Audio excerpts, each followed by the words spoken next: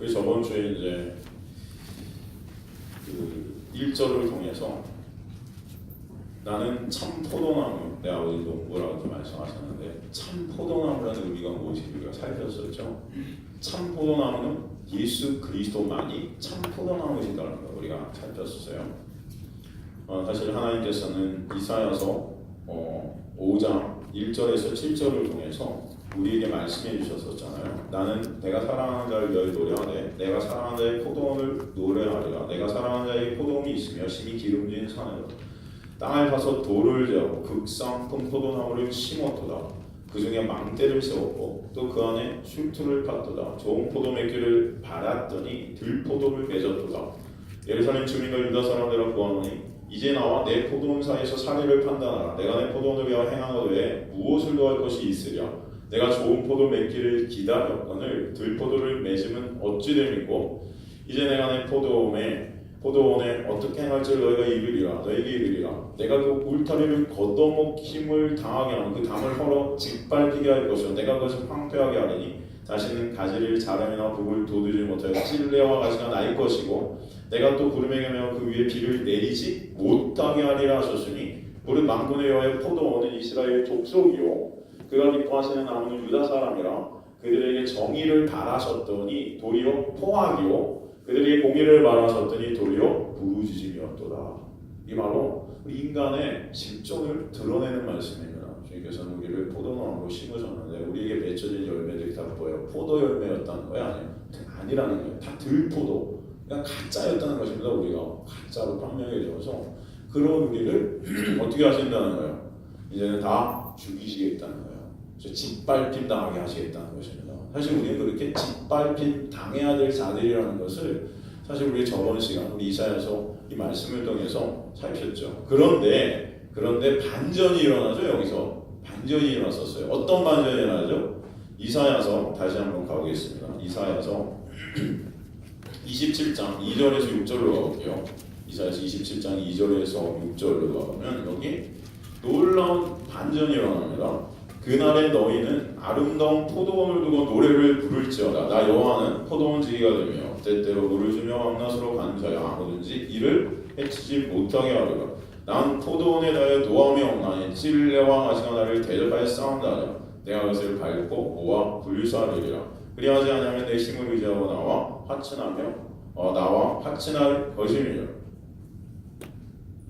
후일에는 야곱의 뿌리가 박히며 이스라엘의 움이 돋고 꽃이 필 것이라.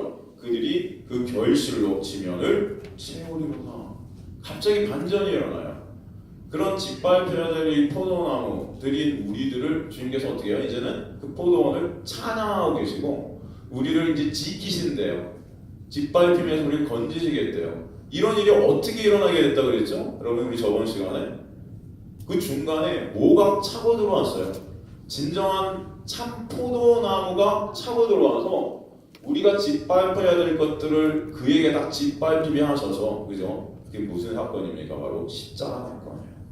참 포도나무이신 예수 그리스도께서 십자가에 달리심으로 말미암아 우리 모두가 다 짓밟혀야 되는데 예수께서 짓밟히셔서 우리는 이제 살게 하시고 우리 포도원이 다 찬양받게 하시는 그런 놀라운 반전의 역사가 일어나게 하신 거예요, 여러분. 그래서 우리는 이 신구약 성경 전체를 통해서 바로 우리가 어떤 존재인지를 알게 하시고 그런 우리 때문에 이 땅에 오신 예수 그리스도의 놀라운 은혜와 사랑을 깨달아감으로 말미암아 그 예수만을 진정으로 사랑케 되고 의존하는 자들이 되게 하신 하나님의 놀라운 은혜, 그 사랑, 그 예수, 그 진리 대신 길 대신 생명 대신 예수만이 이 성경 전체에서 우리에게 드러나고 보여지고 있다는 것을 알게 하시는 것입니다. 그렇죠? 여러분 너무 감사하죠? 이런 반전이 예수 그리스도 때문에 하나님의 놀라운 계획 아래서 있게 하신 것이에요. 그렇다면 먼저 오늘 그 열매들을 주님께서 맺어가시는데 그 열매들을 어떻게 또 맺어가야 하는가 우리 말씀을 통해서 한번 살펴보고 그 열매라는 것이 과연 또 무엇인가 우리 한번 또 살펴보는 시간이 되었으면 좋겠습니다. 참 포도나무는 누구세요? 우리가 저번 시간 살폈듯이 예수 그리스도시죠. 그렇다면 우리 성도는 뭡니까 여러분? 가지라고 그래요. 가지, 그죠? 성도가 가지 하나요 여러분? 그래서 제가 이런 썰렁한 농담을 하니까 여러분 굉장히 좋아하시네요. 더운 날씨를 한번 해봤습니다. 성도들이 그래서 가지기 때문에 가지가지 하는 거예요, 여러분. 그죠? 다 인간들이 그래요. 그죠? 성도들이 가지가지해도 주님께서는 그 가지가지하는 성도들을 통해서 열매를 맺어가시는 줄 믿습니다. 그래서 대반전이 일어나죠. 하나님은 누구시라고 그래요? 포도나무 농사를 지으시는 농부라고 그러세요. 농부. 그죠? 농부이신 하나님은 역사 속에서 예수님을 가지시고 예수님을 통하셔서 농사를 지으셨어요. 그리고 거기서 소출이 된 자들이 바로 저와 여러분을 믿습니다. 성도들인 거예요. 예수께서 지으신 거예요. 그죠? 그래서 성도는 예수님이 결실한 그런 열매입니다. 열매는 그래서 나무의 속성을 그대로 담고 있겠죠. 그 성도 속에는 예수님의 것들이 담겨 있는 거예요. 담겨 있어요. 오늘 본문의 중요한 포인트는 사실 참 포도나무가 맺으시는 열매예요. 참 포도. 우리 스스로는 그 열매를 맺을 수 있어요, 없어요? 없어요. 그런데 누가 맺으세요? 참 포도나무이신 예수 그리스도가 맺으세요. 그래서 이게 너무나 감사하고 놀라운 거예요. 오늘 본문의 메시지가 바로 그것입니다. 그 나무가 맺는 과실, 그 가지가 맺는 것이 아니라는 것입니다.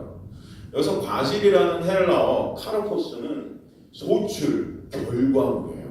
여러분 가운데, 삶 가운데 맞이되는 그 결과물들이 있는데 그것이 내가 하는 것이 아니고 누가 하시는 거예요? 주님께서 하시는 것이라는 것입니다. 가지에 이것이 열리지만 나무가 맺게 하는 것이라는 거예요. 그러니까 가지가 나무에 붙어 있으면 나무가 저절로 가지에게 이 소출을 맺게 하는 거예요. 열매를 맺게 하는 거예요. 그러니까 예수라는 나무에서 맺어지는 열매는 다 누구 거예요? 예수 것이에요. 그죠? 그것을 여러분 꼭 아시길 간절히 소망합니다. 내가 맺은 게 아니라는 것입니다. 그래서 그 마음속에 그 예수의 속성이 우리 안에서 이제 피어나게 하시죠. 그 속성이 어떤 속성들이 있을까요? 예수처럼 예수의 마음을 담게 하시는 그런 속성들이 있어요. 그 예수의 마음을 담고 싶어하는 그런 속성들이 있게 되어 있어요. 그래서 긍휼, 용서, 사랑, 그런 희락, 오래 참음, 절제, 충성, 양성, 온유 이런 것들이 자꾸 이렇게 나오게끔 하시는 그런 은혜가 있게 하세요. 여전히 안 되죠. 물론 안 되죠. 그러나 주님께서는 분명히 그 열매로 그들을 알리라 그러시는 거죠. 우리 안에서 그런 것들이 이제 조금씩 있게 하시고 또 그런 날을 보게 하세요. 본문의 과실을 우리가 어떻게 맺게 하시냐면은 보니까 내 말이 너희 안에 거하면 내 말씀이 육신이 되신 예수 그리스도가 말씀 가운데 역사해서 우리 안에 거하신다는 것입니다. 말씀이 일하신다는 거예요, 여러분. 말씀이 그런 일하시는 역사가 여러분에게 있게 되길 간절히 소망합니다. 그죠? 그리고 말씀은 이미 일하시고 계세요. 예수 그래서 성령으로 안에 오신 자들은 하나님이 그래서 끝까지 그 말씀을 통해 역사해 가시고 일하시고 계심을 여러분이 되시길 간절히 소망합니다. 역사해 가세요. 그러기에 구원을 뭐라고 그래요? 하나님의 놀라우신 은혜다 그러는 거예요. 왜? 주님께서 일어나시니까. 여러분 성경은 구원을 세 가지 시대로 설명합니다. 어떻게 설명하죠? 세 가지 시대라면 여러분 다 감이 오시죠? 과거, 현재, 미래로 구원을 설명해요. 그래서 구원을 말할 때 성경은 어떻게 말하냐면 첫 번째로 구원을 받았다 이렇게 말할 때가 있죠. 구원을 받았다. 내가 이미 구원을 받은 자다. 그리고 또 어떻게 말해요? 구원을 이루라 또 그러죠. 구원을 이뤄가라 그래요. 또 어떻게 말해요? 이제 구원을 다 이룰 거야 그렇게 말합니다. 그래서 과거, 현재, 미래의 관점으로 구원을 보이는 경우가 있어요. 구원을 받았다는 것은 바로 엄마 뱃속에서 마치 아기가 출생한 것 같이 우리가 예수의 뱃속에서 태어난 것을 말해요. 하늘로부터 난 자들이라는 것입니다. 하나님의 뱃속에서 난 자들이 되는 거죠. 우리의 조건으로 이루어진 구원이 아니에요, 여러분. 그죠? 은혜라는 것입니다. 하나님께서 구원받을 수 없는 저와 여러분을 어떻게 해요? 거저 은혜로 값없이 구원해 주셨어요. 이유는요? 여러분이 잘나서, 여러분이 똑똑해서, 여러분이 돈이 많아서, 직장이 좋아서, 능력이 출중해서 아니에요. 그냥 하나님 마음대로. 그것을 갖다 선택이라고 해요. 그것을 다른 말로 하면 은혜예요. 우리 조건으로 구원받았다는 것은 은혜가 아니고 당연한 거겠죠. 그렇지만 우리는 구원받을 수 없는 자들인데 그런 여러분들을 너는 내 것이라. 그 지명해서 불렀다 그러는 거예요. 불렀다. 너무 놀랍죠, 여러분? 왜 하나님 저 같은 죽어 마땅한 자를 부르셨어요? 주님께서 내가 너를 사랑해서 불렀다. 은혜로 불렀다 말씀하세요. 그렇게 부른 자들이 여러분 끝까지 그런 부른 자들은 누가 책임져 주실까요? 하나님께서 책임져 가실 줄 믿습니다. 그 믿음이 여러분에게 있게 되길 좀 간절히 소망합니다. 그 믿음을 주님께서 또 허락해 주셔야 되겠죠. 주님께서 부르신 자들에게는 하나님께서 그 믿음을 또 허락해 주실 줄 믿습니다. 그렇죠? 성도들은 부모이신 하나님의 은혜 가운데 그리고 또 자라게 하세요. 하나님의 은혜를 깊이 알아가는 것을 자라간다 이렇게 표현하는 거예요. 뭘 알아간다는 거예요? 하나님의 은혜와 사랑을 더욱더 알아간다. 사도 바울은 에베소서에서 성도들을 위해 기도를 하는데 하나님께 기도를 하는데 성도들의 향한 에베소에 나온 기도가 어떤 내용이에요? 그 하나님의 십자가의 놀라운 은혜와 사랑, 그 은혜와 사랑의 깊이와 넓이와 크기가 어떤 것인지를 우리 성도들이 더 알게 하여 주옵소서. 그게 자라간다는 거예요. 그냥 겉으로 조금 더 착해지고 겉으로 조금 더 경건해지고 교회에서 굉장히 좀 더 친절해지고 그런 모습이 되는 게 아니고, 물론 여러분이 그 은혜를 더욱더 알아가고 사랑을 더욱더 깨달아가면 아마 더 낮아지고 더 엎드려지고 더 겸손해질 거라고 저는 믿습니다. 그렇죠? 하지만 주님께서 먼저 은혜의 깊이와 넓이와 크기가 뭔지 매 순간순간 여러분의 삶을 통해서, 말씀을 통해서 성령께서 여러분 안에서 역사해 가시는 거예요. 그 은혜가 뭔지 더욱더 깨닫게 하시는 거예요. 십자가만 생각해도 눈물이 나게 하시고, 십자가만 생각해도 그 놀라운 은혜가 뭔지 막 감동이 되게 하시고, 그죠? 여러분 그런 은혜가 여러분 삶 가운데 있게 되길 좀 간절히 소망합니다. 그냥 십자가를 생각해도 아무런 생각이 없어요. 오늘도 십자가, 내일도 십자가, 그놈의 십자가는 제가 목걸이로 하고 있으니까 주님 염려 마세요. 뭐 이런 게 아니고 여러분 진짜 그 십자가가 여러분에게 감동이 되는 거죠. 그래서 그것을 알아간다, 자라간다고 말해요. 구원을 이루라는 현재시가 바로 그런 의미가 거기에 담겨 있는 것입니다. 그 은혜를 더욱더 알아가는 자들이 된다는 거예요. 또 이러한 자들에게는 구원의 완성의 자리인 천국이, 영생이 이미 주어지게 될 것입니다. 그죠? 이게 미래 시대로 이제 영화롭게 이들을 주님께서 천국으로 불러 들이실 때가 있으신다는 것이죠. 여러분 바울의 고백을 한번 볼까요? 빌립보서 3장 12절에 14절 보면 바울이 이렇게 고백하고 있습니다. 빌립보서 3장 12절 14절 보면요, 내가 이미 얻었다함도 아니요 온전히 입었다함도 아니라 오직 내가 그리스도 예수께 잡힌 바 된 것을 잡으려고 달려가노라. 형제들아, 나는 아직 내가 잡은 줄로 여기지 아니라 오직 한 일, 즉 뒤에 있는 것을 잊어버리고 앞에 있는 것을 잡으려고 표대를 향하여 그리스도 예수 안에 하나님을 위하여 부르신 부름의 상을 위하여 달려가노라 말해요. 내가 다 입었다함도 아니고 뒤에 있는 것을 다 잊어버리고 앞에 있는 것을 붙잡고 쫓아가는 거죠. 바울이 지금 이것은 중간에 구원이 잘릴까봐 하는 말이 아니고 불안해서 하는 말이 아니에요. 신앙이라는 것은 생명이고 생명은 늘 현재성을 담고 있습니다. 이를 바울 신학에서는 이미와 아직이라는 단어로 우리에게 설명해요. 이미 그리고 아직. 아시겠습니까? 이미 아직. 이것은 무슨 의미예요? 구원은 결국 하나님께서 역사해 가시고 이루어 가신다는 것을 우리에게 설명하는 거예요. 그것을 이미라는 단어와 아직이라는 단어로 표현해요.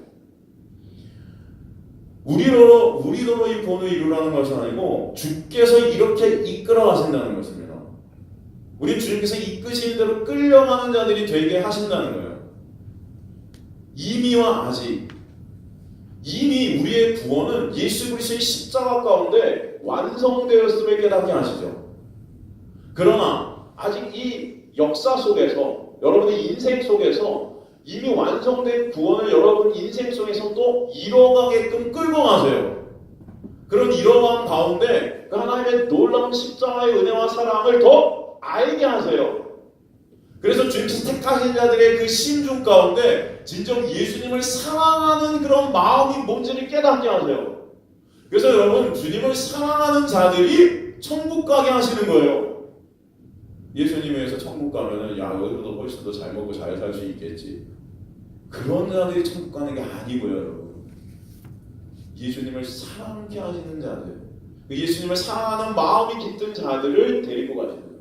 근데 그것을 누가 하세요? 그 역사를 주님께서 이루세요. 그래서 이미 주님께서는 그 계획 가운데 여러분을 완성시키셨지만 아직 이 역사 가운데 그것을 이루시고 계신다.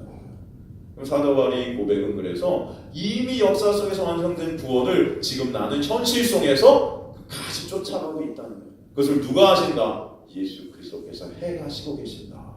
여러분 이것을 여러분이 믿음 가운데 여러분 마음속에 굳게 붙잡게 되신다면 하나님의 은혜 가운데 여러분이 믿음이 여러분 안에 자리 잡게 된다면 어떤 상황 속에서도 여러분 무너져 내리지 않을 줄 저는 믿습니다. 그렇죠? 이 사도 바울은 삼층천에 올라갔었잖아요. 성경에 보면 삼층천에 올라가고 이미 이루어진 그 하나님의 놀라운 구원의 역사를 본 거예요. 그리고 이 땅에서 그렇기 때문에 어떤 고난과 어떤 상황 속에서도 이미 이루어진 그 구원의 역사 가운데서 내가 이미 하나님께서 나를 은혜로 완성시키셨음을 아니까 무너지지 않습니다, 여러분. 그죠? 에이, 다 완성시켰다니까 이제 아무렇게나 살자? 그렇게 될까요? 그렇게 안 돼요. 안 돼요. 그 은혜와 사랑이 너무나 감사해서 지금은 내게 고난이 있고 지금은 복음을 전하는데 아픔이 있고 슬픔이 있고 고난 가운데 항상 매에 맞고 죽음 가운데 쫓기고 있지만 이미 나는 주님께서 승리케 하신 자라구나. 그것을 아는 순간 여러분 그 모든 것들이 아무것도 아닌 것들이 될 줄로 믿습니다. 여러분. 여러분의 삶 가운데 이 은혜가 있게 하시는 거예요. 그러니까 여러분 힘든 가운데서도 주님께서 여러분을 붙들고 계신 걸 잊지 마시기 간절히 소망합니다.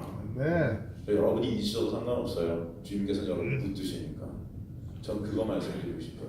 여러분 인간들 맨날 잊죠? 여러분 어렵고 힘든 상황이 되면 그 어렵고 힘든 상황 때문에 아둥바둥거리는 게 우리들의 모습이에요. 다른 예수님 믿는다 하면서 뭐 이렇게 예수님을 잘 믿으세요? 여러분이 가만히 보면 돈 믿고 세상 믿고 친구 믿고 그냥 내가 갖고 있는 것들 가지고 아둥바둥거리려고 하는 게 우리의 모습 아닙니까? 그럼에도 불구하고 그런 상황 속에서도 주님 오늘도 말씀으로 여러분을 이끌고 가실 줄 믿습니다. 그러니까 이게 은혜 아니에요, 여러분? 정말 그 너무나 감사해요. 저도 그래요. 저도 제가 뭐 하는 것이 없어요. 가만히 보면 어쩔 땐 내가 뭐 한다고 아둥바둥 되는데 가만히 보면은 뭐예요? 주님께서 그렇게 이끌고 계신 거예요. 주님께서 하시고 계시고 주님께서 역사하시고 계신 그 놀라운 은혜와 사랑을 알게 하시는 거예요. 뭐 주님을 섬긴다고 우리 막 그러잖아요. 주님이 영광을 막 돌린대요. 주님 앞에. 자, 여러분이 무슨 영광을 돌려요? 매일 내 영광 챙기려고 그렇게 아둥바둥 되는데 내 인정, 내 칭찬 어떻게든 어디 가도 인정받아 보려고 그러잖아요. 내 가치를 한번 올려보려고. 그런 여러분 주님께서 지금도 십자가의 사랑과 내로 덮으시고 가리시고 그죠? 지금도 여러분을 섬기시는 줄 믿습니다. 그게 사랑 아니에요, 여러분? 우리 부모님들의 사랑이 그런 거 아니겠어요? 그래도 예수님의 사랑을 가장 닮은 거는 그래도 이 세상 가운데는 부모님의 사랑 같아요. 조금 닮은 게 약간 다는 아니지만 요즘 인터넷상에 보면 그 부모들 정말 이런 부모가 있나 하는 거에 싶을 정도로 참 이상한 부모들도 많지만 우리 인간들의 모습이죠. 그것도 여전히 그죠? 하지만 그래도 조금 닮은 것이 바로 그런 부모의 사랑 같다는 생각이 듭니다. 주님께서는 그래서 여러분을 이끌어 가시는 거예요. 사도 바울은 이 자람이라는 것을 다음과 같이 표현합니다. 내가 어린아이일 때는 어린아이 생각을 하고 어린아이 행동을 하다가 어른이 되어서는 어린아이 일을 버렸다 그래요. 어린아이와 어른으로 구별을 합니다. 이게 무슨 차이일까요? 무슨 차이로 어린아이와 어른으로 구별을 하냐면 바로 은혜를 아는가 모르는가. 그럼 진짜 은혜를 아는가? 여러분 우리 자녀들이 어린아이일 때는 우리 부모의 사랑과 은혜를 잘 모르는 것 같아요. 그렇죠? 그냥 엄마 있으면 좋아요. 잘 몰라요. 그러니까 맨날 땡깡부리고 내가 해달라는 거 엄마를 통해서 그냥 얻어먹으면 되죠. 그렇죠? 어렸을 때 배워보면 난리시잖아요. 그렇죠? 조그만 거예요. 사춘기 되고서요. 엄마가 얘야 길에 가다가 신호등 잘 보고 건너라. 엄마 상관하지 마. 내가 알아서 해. 아니, 신호등 잘 보고 건너라는 게 죄입니까 여러분?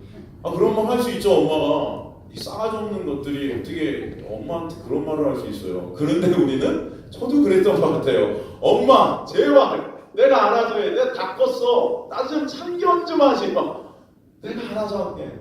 그죠? 우리 요즘 모든 부분을 같이 드리죠. 죄송해요. 제가 이런 망언을 하다니. 여러분 없을 때 여러분 칭찬하고 그럽니다. 이게 제가 간사해요, 그죠? 저도 그렇다니까. 저도 지금도 그래요, 지금도. 지금 나이가 지금 이제 좀 있으면 50인데 아직도 저희 어머니 아버지 저를 섬기세요. 저희 아버지 어머니가 제가 해드리는 게 없어요. 그래서 제 동생이 있는 게 하나님의 은혜예요. 제 동생이 저희 아버지 어머니 옆에 저를 대신해 챙기고 있는 게 하나님의 은혜죠. 진짜 은혜. 저희 어머니 매 순간 그냥 제 목표하는 것 때문에 기도하시고 계시고 매 순간 그냥 힘들지 않냐, 어렵지 않냐, 괜찮아요, 상관하지 마세요. 저 아직도 그래요. 뭐 염려 좀 하지 마세요 하고요. 그러면서도 아이고 참 진짜 쟤는 어머니 생각 잘 안 하는 것 같아요. 근데 어머니 매일 저 때문에 생각하시는 거죠. 여러분 하나님께서 그렇게 여러분을 매 순간 붙잡고 계심을 아시간절히 소망합니다. 아멘. 사람이 부모도 그런데 하나님은 여러분 더 놀라운 역사로 여러분이 이끌어 가세요. 우리가 생각하지도 못하는 것들로 여러분을 붙들고 계세요. 여러분 하나님 생각 잘 안 하잖아요. 그냥 오늘라도 잘 먹고 잘 살면 이게 하나님의 은혜네요 그러지. 막 고통 가운데 있고 그러면 하나님의 은혜는 무슨, 하나님 왜 저한테 이러세요? 하면서 불평 불만이 막 터져 나오죠. 이게 이스라엘 백성들이 광야에서 터져 나왔던 것들이에요. 그런 가운데 그들의 육적인 1세대의 모습을 다 죽여버리시고 2세대들 진짜 영적인 그들로 다시 만들어내셔서 가나안이란 천국에 들이시는 그 모습을 가나안의 그 광야의 모습 가운데 그 그림으로 설명해 주시는 거 아니겠습니까? 역사 가운데 그런 일들을 주님께서 이끌어 가시는 거예요. 그래서 어른이 되면서, 그러나 이 어린아이가 그 철이 들면은, 어른이 되면은 조금씩 그래도 부모님의 은혜와 사랑을 알게 돼요. 자식을 낳아보면은 알게 돼요. 그죠? 내가 자식한테 당해보면 알게 돼요. 그죠? 당해봐야 돼요, 사람은. 같은 처지가 돼봐야 좀 이해되는 거예요, 여러분. 같은 처지가 되지 않고서는 말하지 마십시오, 여러분. 이 처지가 되어야 돼요. 우리 성도님들도 돌아가면서 일주일에 한 번씩 여기서 설교를 시켜볼까 해요. 같은 처지가 돼봐야 제 마음을 좀, 설교 준비가 쉽지 않다는 거죠. 저도 여러분 직장으로 가고 하루씩 여러분 직장 속에 생활을 좀 해봐요. 우리 성도님들이 얼마나 또 힘들게 사는지. 여러분 저도 그래서 하나님께서 지금까지 저를 인도해 주시는 그런 은혜가 있게 하신 것 같아요. 저도 39살까지 여러분 세상 속에서 피 터지게 싸워보지 않았습니까? 피 터지게 먹고 살려고. 그래서 여러분의 심정을 모르질 않아요. 왜? 세상 속에서 저도 먹고 살려고 아둥바둥 됐기 때문에. 그러나 39에 다 하나님께서 높게 하시고, 그렇다고 우리 목사님은 싸운 게 많은가 보다. 아니요, 죄송해요. 놓은 게 없어요. 놓을 게 없었어요. 그냥 버리게 하시고, 또 이래도 안 되고, 또 어떻게 말을 표현해야 될지 모르겠지만 하나님께서 이렇게 인도해 주신 거예요. 저를 인도해 주신 거예요. 여러분, 그래서 우리가 크면 이제는 어른이 되면서 그 엄마 아빠의 은혜와 사랑을 조금씩 이해해 보려고 하는 거예요. 여러분, 그걸 어른이 됐다고 하는 것입니다. 하나님의 놀라운 은혜와 사랑을 더욱더 알아가시는 자들이 되길 간절히 소망합니다. 그 은혜와 사랑을 알 때 주님께 순종하고 싶은 마음이 들게 되고, 여전히 안 되지만 주님을 사랑하고 싶은 마음이 들게 되고, 그 은혜와 사랑 때문에 주님 앞에 나아가고 싶어하는 마음이 들게 하시는 게 하나님의 역사예요. 여러분, 역사. 내가 하는 것이 아니고, 그죠? 그 은혜로 산다는 것은 그 하나님의 십자가에 구원하신 그 은혜가 너무나 감사해서 사랑하게 하신 거예요. 그죠? 갈라디아 4장에 보면서 어린아이를 율법 아래 있을 때로 이렇게 표현합니다. 율법을 그러게 초등학문이라고 해요. 하나님이 율법에서 우리를 꺼내내실 때가 있었다고 그러는데, 그때가 바로 예수께서 이 땅에 오신 때라는 것을 말씀해 주세요. 그 십자가에서 그 율법의 요구를 예수께서 다 완성시켜 버리셨죠. 이것을 믿어지도록 하기 위해 우리 안에 누굴 보내셨어요? 성령을 보내신 거예요. 십자가 사건이 믿어지는 거예요. 이게 어떻게 믿어져요, 여러분? 여러분, 저는 진짜 여러분이 그 십자가의 사건이 믿어진다면 이게 좀 기적 중의 기적이라고 생각합니다. 이게 어떻게 믿어져요? 2000년에 예수님께서 십자가에 달려 돌아가신 게 나랑 뭔 상관인데요? 진짜. 근데 여러분은 여러분과 상관이 있다고 믿어지시죠? 믿어지세요? 아멘. 두 분? 아멘. 믿어지시죠, 여러분? 네. 또 제가 막 이런다고 안 믿어지시는데 아멘 안 하면 괜찮습니다. 그럼 이것이 믿어지게 되는 것이 하나님의 은혜예요. 아멘. 이게 뭐냐면 인간의 힘으로 믿어질 수가. 그러니까 세상 사람들은 그 예수를 4대 성인 중에 하나가 이렇게 말하지 예수의 부활을 누가 믿습니까? 우리를 그렇게 율법에서 빼내시려 오신 거예요. 율법 아래에서 정죄받던 우리들을 은혜 아래로 옮겨주신 것입니다. 그래서 그 예수 그리스도 안에 있는 자에게는 결코 정죄함이라는 것이 사라지게 하신 거예요. 자유가 무엇인지, 안식이 무엇인지, 평안이 무엇인지, 진짜 하늘에서부터 부어지는 그 복락이 무엇인지를 알게 하신 거예요. 정말 생명의 근원은 예수 그리스도시구나를 깨닫게 하시는 거예요, 여러분. 그래서 그 예수가 여러분을 붙잡으셔서 그런 자리로 이끌어 가시는 것입니다. 이것을 아담 안에서 예수 안으로 옮겨주셨다 이렇게 표현해요. 쉬운 말로 아담이라는 나무에서 싹둑 여러분을 잘라내서 예수라는 나무에 접을 붙이셨다 이렇게 말해요. 접붙임. 그죠? 이제 예수께서 그래서 우리에게 생명을 공급하시는 것입니다. 예수 안에서 이제는 예수께서 맺으시는 열매를 맺게 하시는 거예요. 율법 아래에서는 율법의 열매들을 맺었어요. 율법의 열매는 뭐예요? 정죄하고 심판하고 판단하고 죽이고 잘라내는 그런 일들을 했어요. 우리가 내가 쌓은 내 의로 열심히 교회 활동, 열심히 종교 생활을 열심히 한 내 의를 가지고 옆에 있는 형제자매들을 정죄하고 판단하고 너는 왜 그렇게 못하니 죽이고 복음이라는 것이 칼이 돼요. 말씀이라는 것이 칼이 돼서 그들의 목을 막 치는 막 이런 행동도 우리가 했다는 거예요. 근데 뭐요? 그 은혜와 사랑을 알고 보니까 그 은혜 안에 걸어보니까 너나 나나 그 은혜가 아니면 안 되는 자구나. 그 십자가의 은혜가 아니면 우리 다 죽을 수밖에 없구나. 그러니 누가 누구를 정죄할 수 있겠어요? 그렇잖아요, 여러분. 누가 누구를 판단합니까? 예수의 은혜가 아니면 너도 안 되고 나도 안 되는데 그 은혜의 차별이 있대요, 없대요? 없대요. 차별이 없대는데 누가 누구를 판단해요? 그러니 거기서 용서가 있게 되고 긍휼이 있게 된다는 거예요. 은혜로 살아가게 된다는 것입니다. 그래서 은혜 안에 있는 그리스도인들은 그 은혜 때문에 살게 돼요. 그 은혜를 더욱더 알게 돼요. 여러분 옛날에 그 인순이 씨가 나가수라는 프로그램에 나와서 부른 노래 중에 서른 즈음에라는 노래가 있어요. 우리 아세요? 서른 즈음에 이게 되게 명곡인데 여러분 서른 즈음 제가 한번 가사를 잠깐 읽어드릴게요. 서른 즈음에 또 하루가 멀어져 간다. 내뿜는 담배 연기처럼 좋아하시는 분들이 계시나 또 하루가 멀어져 간다. 내뿜는 담배 연기처럼 작기만 한 내 기억 속에 무엇을 채우고 살고 있는지 점점 더 멀어져 간다. 머물러 있는 청춘인 줄 알았는데 비어가는 내 가슴 속엔 더 아무것도 찾을 수 없네. 계절은 다시 오지만 떠나간 내 사랑은 어디에? 내가 떠나보낸 것도 아닌데 내가 떠나온 것도 아닌데. 여기서 인순이 씨가 노래 중간에 자기 인생을 나레이션으로 독백합니다. 내 나이 30쯤엔 황금기였지. 거침없어서 내 나이 40쯤엔 불같은 사랑을 했지. 그리고 그 무엇과도 바꿀 수 없는 딸 아이를 선물로 받았어. 내 인생에 있어 가장 빛나던 때였어. 내 나이 50쯤엔 난 달리고 있어. 목적지도 모른 채 하늘 한번 올려보지 못한 채 어디서 멈추려 할지도 모르는 채 난 달리고 있어. 습관처럼. 이제 난 조금 있으면 다른 나이쯤을 경험하겠지. 그때 난 어떤 모습일까? 계절은 다시 돌아오지만 떠나간 내 사랑은 어디에? 내가 떠나보낸 것도 아닌데 내가 떠나온 것도 아닌데. 계절은 다시 돌아오지만 떠나간 내 사랑은 어디에? 내가 떠나보낸 것도 아닌데 내가 떠나온 것도 아닌데 조금씩 멀어져 간다. 머물러 있는 청춘인 줄 알았는데 또 하루가 멀어져 간다. 매일 이별하고 살고 있구나. 매일 이별하고 살고 있구나. 명곡이네요.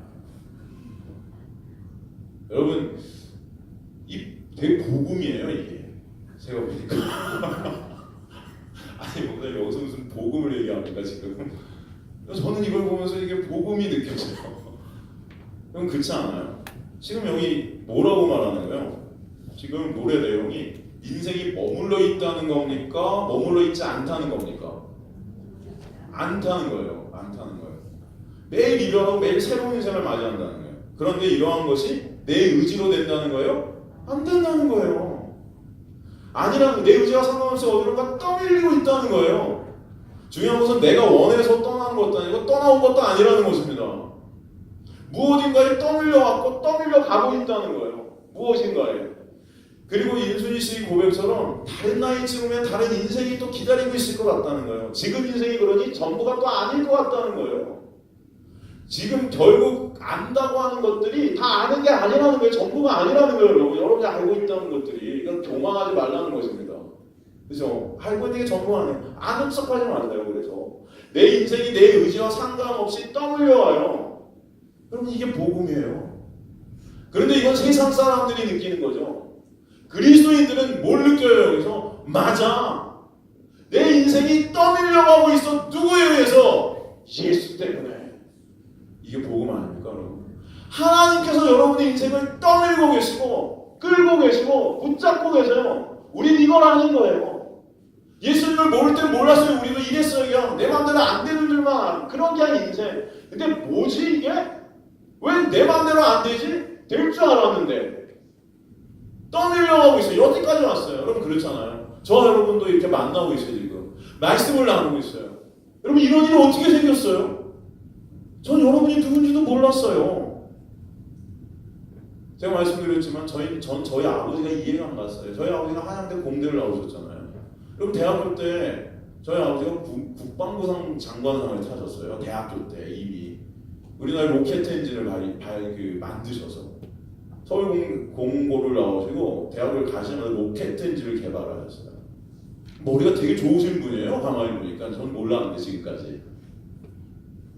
그리고 컴퓨터를 처음으로 한국에서 전시를 하셨어요. 대학교 4학년 때. 남 사람이에요. 어떻게 보면. 근데 군대를 갔다가 누굴 만나요? 예수님을 만나요. 그게 갑자기 돌아오더니 저희 아버지가 시골 출신이신데 저 아산만 있는 그쪽 출신인데 거기 대학생이 저희 아버지 혼자 하셨대요. 근데 그러니까 대학을 갔으니 그 할머니 할아버지 얼마나 기쁘셨겠어요. 동네 전체 3명의 대학생이. 근데 그 자기가 대학교를 갖다 자퇴를 하시네. 그러니 이 왜 난리예요? 얘가 미쳤구나. 군대 갔다 오더니 그 신학교를 갔었어요. 바로. 신학교 다니면서 그 교회, 그러니까 그 동네 고향에 교회를 개척하셨어요. 그때는 그 바닷가이기 때문에 그 미신들, 여러분 그 당시에 몇십 년 전이겠죠? 뭐 4, 50년 전일 거예요. 그죠? 아, 그것도 더 됐네. 한 6, 70년 전에. 그죠? 그 막 미신, 성황당 막 여러분 아세요? 바닷가 특히나 더해요. 그런데 거기 교회를 개척하시고 굿하는 데마다 찾아가세요. 그러면 그 굿하는 사람이 무당이 안 돼요. 지금 여기 누군가 들어왔다. 근데 이 예수쟁이라는 거야. 나가라는 거야. 누군지 모르겠지만 나가라는 거야. 그럼 아버지 나가라고. 안 나가고 해서 복음을 전하시고 그런 일들을 하셨어요. 대학교 때.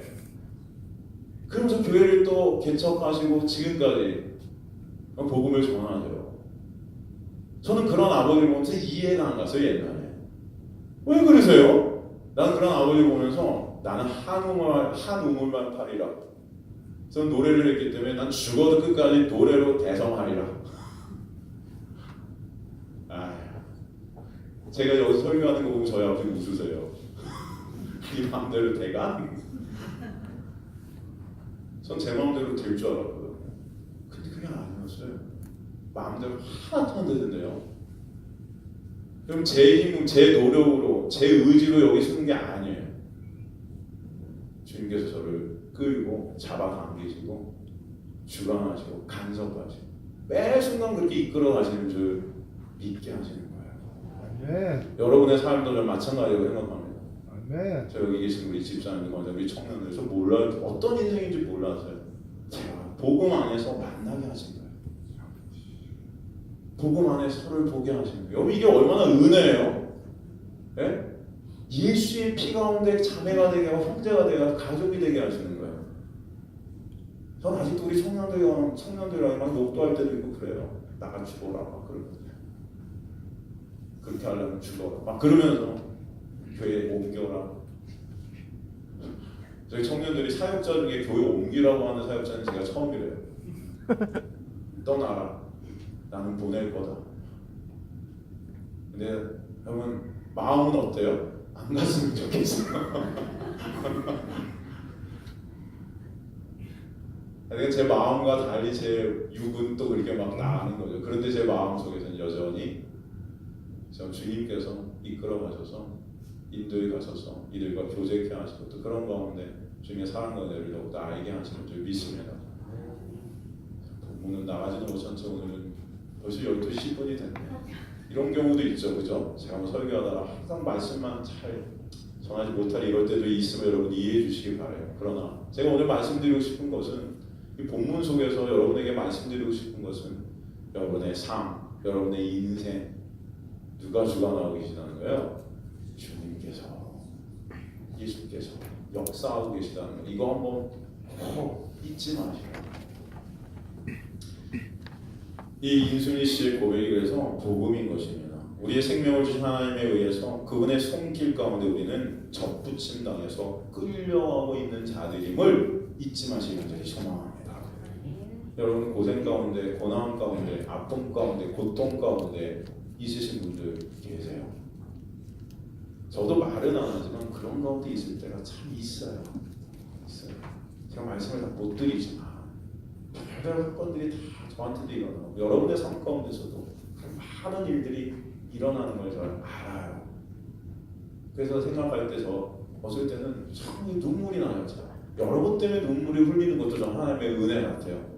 저는 그런 자가 아니에요. 저는 진짜 교만하고 전 진짜 율법적이고 전 진짜 저밖에 모르는 자인데 하나님께서 이 자리로 저를 부르셔서 여러분의 고난과 고통에 동참케 하세요. 그래서 여러분 고난과 고통을 당하는 분들과 얘기를 나누면서 그것이 내 것이 되게 하시고 기독케 하시고 함께하게 하시는 은혜가 있게 하시는 것 같아요. 그런 가운데 또 나를 돌아보게 하시고 그 십자가의 은혜와 사랑이 얼마나 크고 놀라운지를 알게 하세요. 그리고 여러분이 당하는 고통, 고난 다른 점은 모르지만 조금은 이해가 돼요. 저도 세상에 있었기 때문에. 여러분 그런 가운데 계시더라도 주님께서 여러분을 이끌고 계심을 잊지 마시기 간절히 소망합니다. 왜 나한테 이런 고통을 주세요? 왜 나한테 이런 고난을 주세요? 그런 질문들이 여러분 생길 거예요. 분명히 제가 여러분에게 말씀드릴 수 있는 것은 그러나 그런 모든 것들을 통해서 분명히 주님께서는 여러분을 주님의 놀라운 구원의 섭리 가운데로 인도해 가시고 이끌고 계신다는 것을 알게 하실 줄 믿습니다. 시간이 지나면 포기하지 마십시오. 여러분을 포기치 않게 하실 거예요. 누가? 주님께서. 예레미야 33장 2절에 보면은 그 모든 것들을 위해서 주님이 하신다 이렇게 말씀하신 것을 알 수 있어요. 예레미야 33장 2절 일을 행하시는 여호와 그것을 만들며 성취하시는 여호와 그의 이름을 여호라 하는 이가 이와 같이 이르셨다. 일을 행하시고 그것을 또 어떻게 해요? 만들고 성취하시는데요. 여러분의 인생 가운데 빌립보서 1장 6절도 그렇게 말씀하시죠. 너희 안에 착한 일을 시작하시니까 그리스도 예수의 날까지 이루시는 줄을 우리는 확신하고 그 착한 일은 구원의 역사입니다. 엘고나가토스라는 구원의 역사. 그 구원 그것을 누가 이루세요? 하나님께서. 빌립보서 2장 13절에 보면 너희 안에 생하시는 이는 누구시니? 하나님이시니. 우리 안에 누가 행하세요? 하나님께서. 여러분 다 우리 애기들 보면 엄마가 알아서 애기들 깐난 애기들을 다 알아서 해주잖아요. 그렇죠? 아이는 그저 엄마 등에 엎여 있으면 엄마가 가는 곳에 자기 의지와 상관없이 가게 돼. 그래서 아이는 그러나 폭풍이 쳐도 바람이 불어도 어디를 가게 돼도 어디에 상관없이 어떤 처지와 상황 속에서 상관없이 엄마 품에만 안겨 있으면 아기는 오케이예요. 그렇지 않습니까? 성도의 인생이 그러함을 여러분 아시기 간절히 소망합니다. 우리 인생 가운데 이런 폭풍이 있어요. 고난이 있어요. 아픔이 있어요. 그러나 중요한 것은 그런 고난과 그런 폭풍과 그런 고통 가운데서도 예수와 함께라면 그것이 아무것도 아닙니다. 그 예수의 은혜와 사랑 그것을 다 덮고도 남음을 그것을 알게 하시고 여러분 인생 가운데 두셨음을 아시길 소망합니다. 그것을 깨닫게 하시는 거예요. 그래서 예수님만 붙잡아야 되겠구나. 예수님만을 의존하게 되겠구나. 예수님만이 나의 행복의 모든 근원이시구나. 그 예수님을 사랑케 하시는 거예요, 여러분. 그 내가 여러분에게 있게 되는 거예요.